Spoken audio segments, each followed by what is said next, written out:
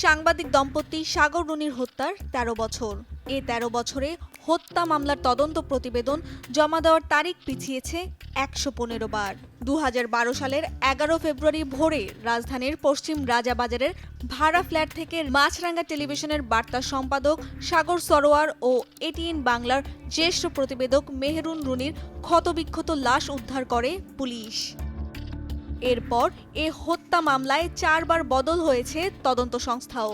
সর্বশেষ police bureau of investigation PBI এর প্রধানকে আহ্বায়ক করে গঠিত হয়েছে উচ্চ ক্ষমতার টাস্ক ফোর্স। পিবিআই স্থানান্তরের আগে ৬ বছর কার্যত কোনো তদন্তই হয়নি। এ সময় তদন্তকারী সংস্থা র্যাব ২০১২ থেকে ১৮ সাল আদালতে তদন্ত প্রতিবেদন দেওয়া নিয়ে কেবল সময়ই চেয়েছে। তদন্ত সংস্থা পিবিআই এখন এ হত্যার ঘটনায় ডিএনএ প্রতিবেদনে পাওয়া সন্দেহভাজন ২ জন ব্যক্তিকে খুঁজছে। এদিকে মামলার বাদী ও রুনির ভাই নওশের আলম এ বিষয়ে জানান, পিবিআই আমার সঙ্গে কয়েকবার কথা বলেছে।